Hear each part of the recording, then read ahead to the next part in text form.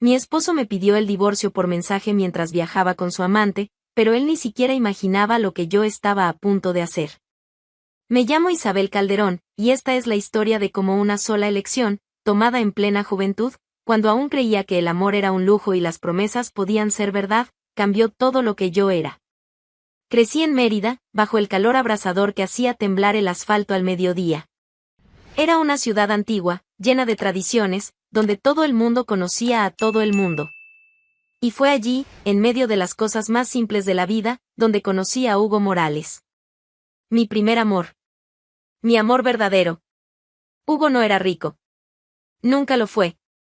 Trabajaba con su padre en un taller mecánico y estudiaba de noche, siempre con grasa en los dedos y olor a aceite en el cabello. Pero también era el hombre más sincero que he conocido. Sus ojos tenían una verdad que nadie podía fingir. Me miraba como si yo fuera única.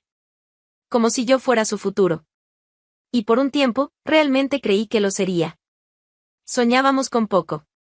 Un departamento pequeño, tal vez. Un perro.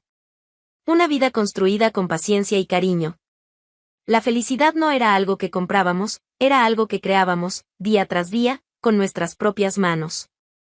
Solo que en aquel entonces, eso no me parecía suficiente. Fue entonces cuando Marcos del Valle entró en mi vida. Y todo se vino abajo. Marcos era lo opuesto a Hugo en todo. Hijo de una de las familias más influyentes de la región, heredero de viñedos, negocios inmobiliarios y contactos políticos. Vestía trajes italianos incluso con los 38 grados de Mérida. Siempre llegaba rodeado de guardaespaldas, relojes caros y sonrisas calculadas. Era el tipo de hombre al que no se le dice no fácilmente, y él lo sabía.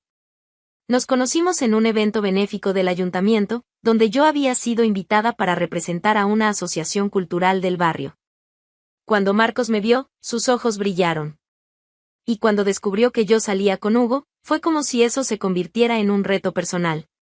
¿Estás con Morales, el mecánico?, preguntó, con una risa burlona. Una mujer como tú nació para más. Fingí que no me afectaba. Pero sí me afectó. Mucho más de lo que me gustaría admitir. A partir de ahí, comenzó a aparecer en todos lados. Me enviaba flores sin remitente. Ofrecía llevarme. Hablaba de viajes, mansiones, fiestas en Ibiza. Comenzó a decir cosas que me dejaban confundida. Podrías estar en un yate, y te conformas con una moto. Eres una joya olvidada en una estantería de supermercado. Conmigo, Isabel, tendrías el mundo. Y en el fondo, una parte de mí quería creerlo. Hugo, por supuesto, se dio cuenta de todo. Siempre fue inteligente. Un día me esperó a la salida del trabajo, tenso, sudado, con los ojos llenos de tristeza. Has cambiado, Isabel. Desde que ese tipo apareció, parece que me mides con los ojos. Como si ya no fuera suficiente para ti. Estás siendo paranoico, respondí. Pero no lo era. Yo lo sabía. Él no te ama. Él quiere ganar. Porque me odia. Tú no eres su premio. Solo eres munición. Las palabras de Hugo me golpearon como un puñetazo. Pero yo estaba ciega. Por primera vez en la vida, alguien me decía que podía tener más. Que merecía más. Y en ese momento, creí que eso era amor. Fue un domingo por la tarde, después de una pelea fea con Hugo, cuando Marcos apareció con un anillo de diamantes. Sin previo aviso. Me llevó en un auto convertible, puso cualquier canción francesa en la radio y me llevó a una mansión en las afueras de la ciudad. Todo allí brillaba. Piso de mármol, piscina infinita, cuadros caros. Todo esto puede ser tuyo, Isabel. Solo dime que sí. Y dije que sí. No por amor. No por pasión. Sino por una promesa. Una promesa de que la vida sería más fácil. Que no tendría que preocuparme por las cuentas. Que nunca más pisaría un autobús lleno. Que nunca más dormiría con un ventilador ruidoso. Que el futuro tendría aire acondicionado y perfume francés. El día que se lo conté a Hugo, no dijo nada. Solo me miró. Una mirada que aún me persigue. Te estás vendiendo, murmuró, casi sin voz. Estoy eligiendo estabilidad, repliqué. Pero en el fondo, lo sabía. Sabía que estaba abandonando el único amor verdadero que había tenido por una vida hecha de vitrinas. Me casé con Marcos del Valle 2 meses después. La ceremonia salió en revistas de sociedad. Mis padres estaban orgullosos. Me llamaban afortunada, bendecida. Y yo, sonreí en las fotos, con un vestido de 30.000 euros y una sonrisa que nadie notó que era falsa. Mientras subía las escaleras de la mansión al final de la luna de miel, una sensación fría me recorrió la espalda. Marcos me tomó por la cintura y dijo, al oído: Ahora eres mía, Isabel. Solo mía.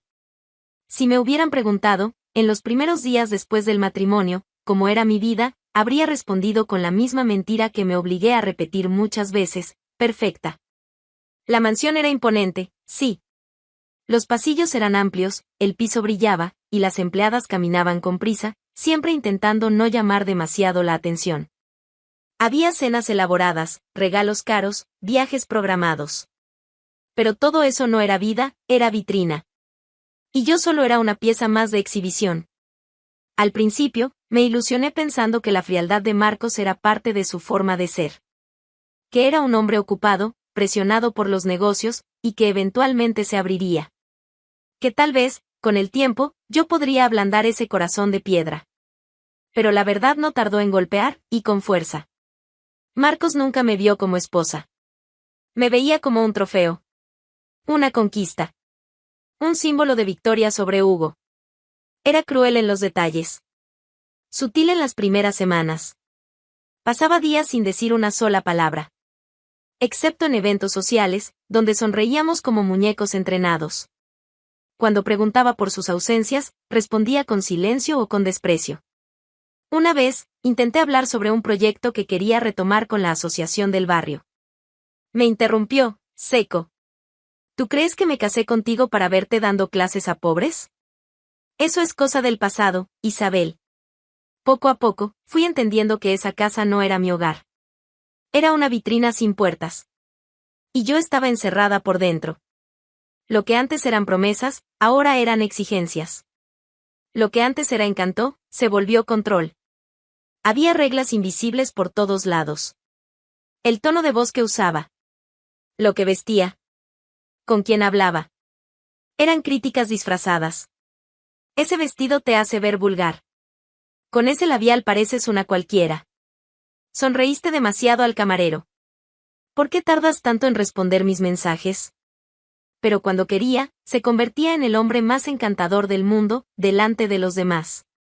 En esos momentos, me besaba frente a las cámaras, elogiaba mi belleza española, como si todo estuviera bien.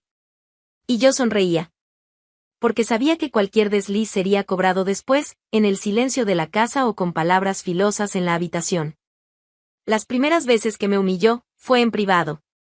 Con frases venenosas, calculadas. Estás aquí porque yo lo permito. No te hagas ilusiones, Isabel. Si quiero, te echo a la calle sin un centavo. Esta casa es mía. Este nombre es mío. No tienes valor lejos de mí. Yo me quedaba muda. Tragaba cada palabra como si fueran espinas. A veces bajaba a la biblioteca, cerraba la puerta con llave y lloraba entre los estantes. Pero al día siguiente, volvía a maquillar la tristeza con labiales caros y tacones altos. El mundo allá afuera me veía como una mujer envidiada. Dentro de casa, yo era una sombra. Una muñeca disfrazada de esposa. Con el paso de los meses, los insultos dejaron de ser excepción y se volvieron rutina. Las agresiones emocionales se volvieron parte del desayuno. Y el miedo empezó a visitarme cada noche. No miedo a la violencia física, aunque él era perfectamente capaz de eso, sino a desaparecer. A dejar de existir como persona. Me miraba en el espejo y ya no reconocía a quien estaba allí. Los ojos, antes vivos, ahora evitaban el reflejo. Mi cuerpo vestía todo lo que creía haber deseado. Pero por dentro, estaba despojado de todo. Y aún así, no me iba. Había culpa. Mucha culpa. Por haber abandonado a Hugo. Por haber elegido el oro falso en vez del amor verdadero. Recordaba su caricia, la forma en que me escuchaba. Recordaba los planes sencillos. Las risas sin prisa. Las manos manchadas de grasa que, irónicamente, me hacían sentir más limpia que cualquier baño de tina en esa mansión. Pero no había vuelta atrás.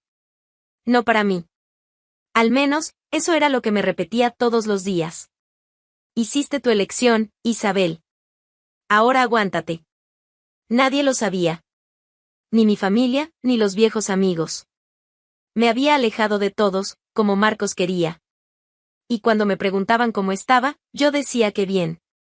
Porque si decía la verdad, nadie lo entendería. Y, en el fondo, sentía que merecía esa prisión. Que era el precio de mi traición. Y él lo sabía. Marcos sabía cómo mantenerme atrapada. Lanzaba las palabras como cuchillas cuidadosamente afiladas. Cambiaste al mecánico por mí, ¿y ahora quieres volver? Vas a ser la burla del pueblo. Si crees que vas a salir airosa, estás equivocada. Algunas verdades tienen el poder de destrozarnos, incluso cuando ya estamos en ruinas. Yo creía estar en el fondo del pozo, viviendo un matrimonio frío, controlada, humillada, silenciada. Pero algo aún peor me esperaba. Algo que me quitaría el poco suelo que aún quedaba bajo mis pies. Ocurrió una tarde cualquiera. De esas que llegan como todas las otras. El sol abrazaba Mérida, y la mansión estaba sumida en el mismo silencio opresivo de siempre. Marcos había viajado a Valencia, una supuesta reunión de negocios con inversores extranjeros. Dijo que serían 3 días. 3 días en los que por fin tendría un poco de aire. Pero lo que recibí fue un golpe que jamás preví.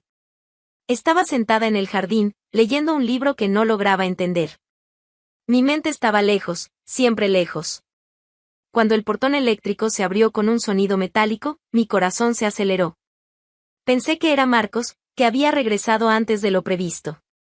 Pero quien apareció allí fue Hugo Morales. Me levanté sin saber qué hacer. El tiempo se detuvo.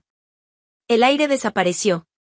Después de tantos años, allí estaba él, con la misma firmeza en la mirada, solo que ahora marcada por el dolor y por una lucidez que me desarmaba con solo mirarlo. Isabel dijo en voz baja. Necesitaba verte. Mi primer impulso fue decirle que se fuera. Que no podía estar allí. Pero mi alma gritaba por lo que él representaba. La única persona que, alguna vez, me conoció de verdad. No deberías estar aquí, susurré, pero no di un paso atrás. Tal vez no. Pero, después de lo que descubrí, no pude quedarme callado. Mi pecho se apretó. ¿Qué descubriste? Respiró hondo, como quien necesita elegir las palabras para no herir, o para herir con precisión. Marcos te está engañando, Isabel. Mi respiración falló. ¿De qué estás hablando? Desde hace meses. Y no es un rumor. Lo vi. Sé quién es ella. Están viajando juntos ahora mismo, en este instante. Esa frase cayó sobre mí como una sentencia. Sentí que las manos me temblaban. Las palabras se enredaron en la garganta. Me faltaba aire, suelo, noción del tiempo. ¿Estás seguro?, pregunté sin mirarlo. Lamentablemente, sí. No quería ser yo quien te lo dijera. Pero pensé que merecías saberlo. Incluso después de todo. Las lágrimas vinieron antes de que pudiera detenerlas. El rostro de Marcos se formaba en mi mente, su tono de voz, sus miradas de superioridad, sus amenazas constantes. Y ahora, no solo me maltrataba, me engañaba. Con otra. Tranquilamente. Como si yo no existiera. Como si mi sufrimiento no importara. Me senté en el banco de piedra del jardín, sin poder hablar. Hugo se acercó despacio. Isabel, él no vale todo esto. Tienes que salir de ahí. No es tan fácil, dije, entre lágrimas. Sí lo es. Solo que no quieres admitirlo. Pero ahora ya lo sabes. Ya no tienes excusas para quedarte. No respondí. Solo me quedé allí. Llorando todo lo que llevaba años conteniendo. Hugo no insistió. Se alejó con el mismo respeto que siempre tuvo por mí. Estoy aquí, si me necesitas. Siempre lo estuve, dijo antes de irse. Me quedé sola. Y aquello me devoró por completo. Durante horas, no pude pensar en otra cosa. Las imágenes se formaban en mi cabeza como una película cruel, Marcos sonriendo junto a otra. Besando a otra. durmiendo con otra, mientras me dejaba aquí, encerrada, humillada, esperando. Tomé el teléfono con las manos temblorosas. Llamé. Tardó en responder. Cuando lo hizo, escuché risas femeninas de fondo. El sonido de copas. Voces alegres. Y él, con ese tono de voz perezoso que usaba cuando se sentía en control. ¿Isabel? ¿Estás con ella?, pregunté directo, intentando mantener la voz firme, pero salió quebrada. Hubo un breve silencio, seguido de una risa cínica. Claro que sí, ¿y qué? ¿Me estás engañando? ¿Qué pensabas?, dijo, con la frialdad de un verdugo. ¿Qué eras especial? Hizo una pausa, como si estuviera riéndose. Y luego colgó. ¿Así? Sin más. Me quedé mirando la pantalla del celular como si fuera un espejo de mi propia insignificancia. Pero lo peor llegó minutos después. Recibí un mensaje. Corto. Quirúrgico. Cruel. Se acabó, Isabel. Considérate divorciada. Y así fue como terminó todo. Sin charla. Sin ceremonia. Con un mensaje de texto. Como quien cancela un pedido de comida. Ven a cenar conmigo. Fue todo lo que dijo. No preguntó si estaba bien. No intentó consolarme. No dijo lo siento. Solo eso, una invitación directa, limpia, hecha en el momento exacto. Porque Hugo siempre supo cuándo actuar. Y fui. No dudé, no disimulé, no pedí tiempo para pensarlo. La casa en la que estaba ya no era mía. Y, por primera vez, no dolía admitirlo. Cuando subí al auto con él, sentí el peso del portón de la mansión quedando atrás. Aquella prisión dorada que me mantuvo con la cabeza baja durante años, ahora estaba detrás del vidrio. Lejos. Pequeña. No hablamos mucho en el camino. Hugo respetaba el silencio como pocos. Y yo necesitaba eso. Necesitaba que alguien me mirara sin lástima, sin juicio, solo con presencia. Y él estaba ahí. Conduciendo en línea recta, como si no solo me llevara a un restaurante, sino de vuelta a mí misma. El lugar era pequeño. Discreto. Con toldos rojos descoloridos y un olor a pan recién horneado en el aire. Nada que ver con las reservas exclusivas que Marcos hacía en restaurantes con estrellas. Y, tal vez por eso, me sentí cómoda incluso antes de sentarme. En la mesa, pedí vino. Hugo no hizo preguntas. Solo me sirvió y dijo. Hoy no le debes nada a nadie. Y eso bastó. Hablamos de trivialidades. Evitamos el tema de Marcos como si fuera una molestia que no merecía asiento en la mesa. Hablamos de música, de cosas de la ciudad, de cómo Mérida parecía haberse detenido en el tiempo, y de cómo, aún así, el tiempo nos había cambiado tanto. La conversación fluía con ligereza. Natural, como si el tiempo no hubiera pasado. O como si hubiera pasado solo para enseñarnos a valorar lo que quedó. Hugo estaba distinto. Más tranquilo. Más sobrio con las palabras. Pero la mirada, esa mirada seguía siendo la misma. Esa que me atravesaba sin prisa, como quien ve más allá de lo visible. Hoy pareces más tú, comentó. Porque ahora puedo serlo. No necesitaba explicarlo. Él entendía. Y tal vez eso era lo que siempre me unió a Hugo, la comprensión sin esfuerzo. El encaje sin molde. El camarero nos trajo más vino. Las risas surgieron poco a poco, ligeras, espontáneas. Hasta que, en un gesto simple, Hugo se acercó un poco más y dijo. ¿Puedo hacer algo? Asentí, curiosa. Tomó mi celular, giró la cámara y se acercó a mi rostro. Sonríe. Sonreí. No porque él lo pidió. Sino porque estaba allí. Porque, incluso con todo aún abierto dentro de mí, incluso con tantos dolores no resueltos, en ese instante, yo era feliz. El clic fue casi mudo. La imagen apareció en la pantalla, nosotros dos. Rostros juntos, ojos brillando, una sonrisa que no necesitaba explicación. Hugo me devolvió el celular sin decir nada. Yo miré esa foto por algunos segundos. Y entonces, sin avisar, sin pensar demasiado, sin redactar un pie de foto, abrí la conversación con Marcos. Seleccioné la imagen. La envié. Nada más. Ninguna palabra. Ninguna provocación. Solo el retrato de una mujer que él pensó que quedaría destruida. Y que ahora estaba sonriendo con el hombre que más odiaba. En otra ciudad, en la habitación de un hotel en Valencia, Marcos del Valle revisaba su celular mientras la amante terminaba de secarse el cabello. Estaban en una habitación de lujo, con cortinas pesadas y vista al mar. La televisión estaba encendida en algún noticiero irrelevante. Cuando llegó la notificación del mensaje, hizo clic distraídamente. Pero al abrir la imagen, su cuerpo se congeló. Hugo. Isabel. Juntos. Sonriendo. Por un instante, Marcos no supo cómo reaccionar. Simplemente se quedó allí, mirando la pantalla, sin parpadear. La sangre se le subió al rostro. No era rabia. Era un sentimiento más difícil de nombrar. Era pérdida. ¿Qué pasa?, preguntó la amante, aún con la toalla. ¿Algo mal con la empresa? Él no respondió. ¿Marcos? Ella se acercó, intentando mirar el teléfono. Pero él giró la pantalla rápidamente, instintivamente, como quien guarda algo demasiado íntimo. «Es de ella, ¿verdad?», preguntó ella, seca. Él no dijo nada. La amante cruzó los brazos. ¿Me vas a decir que todavía sientes algo por esa mujer? Él se levantó, caminó hasta la ventana y miró hacia el mar. Pero lo que veía no era agua, ni horizonte. Era el rostro de Isabel. Libre. Ligera. Fuera de su alcance.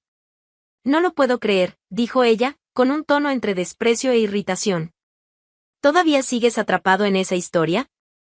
Marcos permaneció en silencio. La foto seguía encendida en el celular sobre la cama. El viaje, que antes había sido planeado con entusiasmo, no siguió el guión esperado. La programación de días de ocio, paseos y descansos se convirtió rápidamente en una secuencia de desacuerdos. El ambiente entre Marcos y la amante se agrió ya a la mañana siguiente. El café servido en la habitación llegó frío, pero no fue el café lo que molestó. Fue el silencio. Él despertó callado, con el celular al lado de la cama y la mirada baja. Ella lo notó. Aún no preguntó. Más tarde, durante el almuerzo, intentó iniciar una conversación. Contó algo sobre el restaurante, sobre la vista al mar, pero él solo asintió con un leve murmullo. No devolvió el gesto. No hizo ningún esfuerzo. La primera noche, ella aún intentó comprender. Fue paciente. Propuso un paseo por la costa, luego sugirió una copa de vino en la terraza del hotel. Él rechazó con un quizás más tarde que nunca llegó. Se sentó frente al televisor, cambiando de canal sin ver nada. Ella se rindió y fue a dormir sola. En la segunda mañana, las miradas comenzaron a pesar. Las palabras, a fallar. Durante el desayuno, ella soltó. ¿Piensas pasar todo el viaje en silencio? Marcos, con una rebanada de pan en las manos, respondió simplemente. Estoy cansado. Ella rió, seca. ¿Cansado o arrepentido? Él no respondió.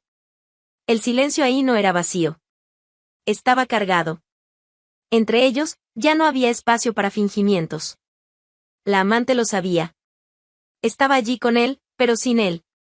Las discusiones comenzaron pequeñas. Sobre el tiempo que él tardaba en responder los mensajes. Sobre el poco entusiasmo con los planes. Sobre cómo prefería quedarse en la habitación en lugar de salir. La tercera noche, explotó. ¿Quieres estar conmigo o seguir pensando en ella? Él levantó los ojos, irritado. No empieces. ¿Crees que no me di cuenta? Estás rumiando eso desde que ella mandó esa foto. Me trajiste a este viaje y te has pasado los días como un viudo emocional. ¡Qué papel tan ridículo! Marcos se levantó de la silla. Respiró hondo. Luego dio la espalda y salió de la habitación. Ella cerró la puerta con fuerza. Sola, se sentó en el sillón y lloró. Pero no era tristeza, era rabia. Rabia por haber sido la mujer elegida para ocupar un lugar que nunca fue dejado vacío. La sombra de Isabel estaba en cada rincón del hotel, en cada espacio entre una palabra y otra. Y eso se volvía insoportable. A la mañana siguiente, no quiso bajar a desayunar. Él tampoco insistió. Al mediodía, discutieron otra vez. Esta vez por nada. por un comentario vago que ella hizo sobre volver antes a casa. Tú no decides por mí, dijo él. ¿Y tú qué decidiste, Marcos? ¿Traerme a este viaje solo para ignorarme? Felicitaciones. Lo lograste. Esa tarde cancelaron el paseo en barco. Y también la reserva para la cena. Él se quedó en la habitación. Ella salió sola, sin avisar. Caminó por las calles del centro de Valencia, compró un helado que no terminó, luego volvió y se encerró en el baño por horas. Cuando salió, Marcos estaba acostado en la cama, vestido, mirando al techo. ¿No vas a decir nada? Él no respondió. ¿Sabes lo que eres? Un cobarde. Él giró el rostro. Ella continuó, con la voz baja, firme. No estás enojado porque ella te dejó. Estás enojado porque no necesitó de ti para seguir adelante. Marcos soltó un suspiro largo. Pero no respondió. Ella esperó que dijera algo. Que gritara. Que reaccionara. Pero él simplemente permaneció en silencio. Un silencio no de quien se rinde, sino de quien ya sabe que ha perdido. Al quinto día, ella empezó a hacer las maletas. No anunció que se iba. Simplemente comenzó a doblar la ropa y a guardar los frascos de perfume.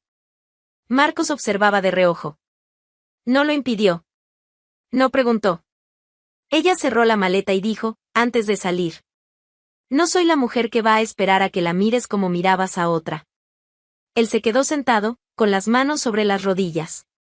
La maleta se deslizó por el pasillo del hotel, y la puerta se cerró suavemente. Él siguió ahí. Solo. La habitación entera en silencio. El plan inicial era un refugio, una celebración de libertad, un nuevo comienzo. Pero lo que encontró fue el eco de una elección equivocada. Y el reflejo de todo lo que había perdido. Marcos volvió a casa 2 días después del viaje. No llamó antes, no avisó. Solo apareció. Abrió la puerta con prisa y entró gritando mi nombre, como si el simple acto de alzar la voz fuera suficiente para traerme de vuelta. Recorrió cada rincón de la casa. Buscó en el dormitorio, en el baño, en la cocina. Abrió el closet. Los armarios estaban vacíos. Mis libros ya no estaban en la estantería. Mi ropa había desaparecido. Ningún objeto mío quedaba.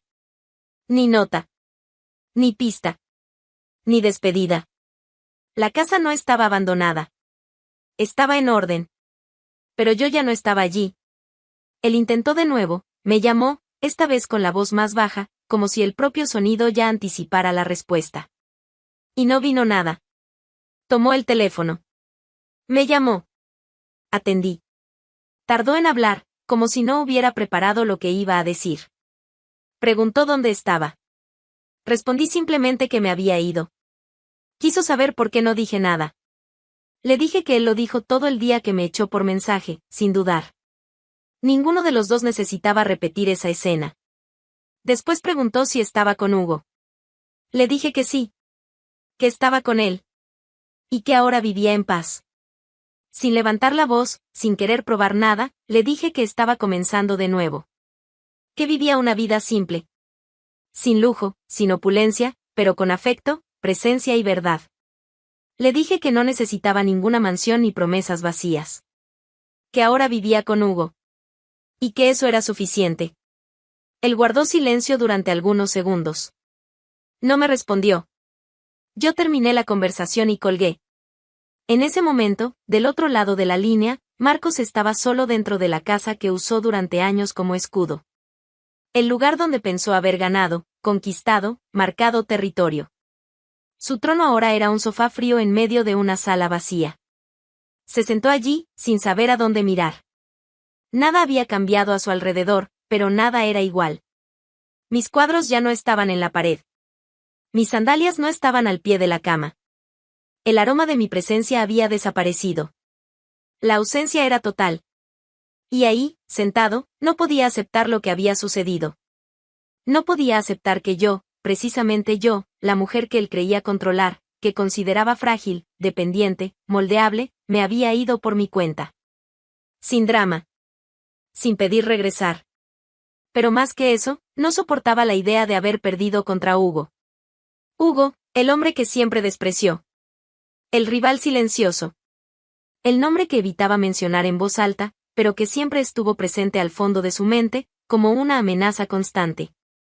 Perdió contra el hombre al que menospreció. Al que decía que no estaba a la altura. Al que llamó fracasado tantas veces. Fue ese hombre quien me acogió. Quien me extendió la mano cuando todo se derrumbó. Quien no quiso tenerme como trofeo, sino como compañera. Y ahora estaba con él. Con Hugo. Compartiendo una casa pequeña, simple, fuera del centro. Un balcón estrecho con plantas en las ventanas. Una mesa para dos. Un café hecho en la estufa, sin máquina de lujo. Una cama tendida con sábanas comunes, pero con espacio para un verdadero descanso. Un abrazo que no pesa. Nada de eso Marcos podía comprar. Y por eso, nunca lo entendió.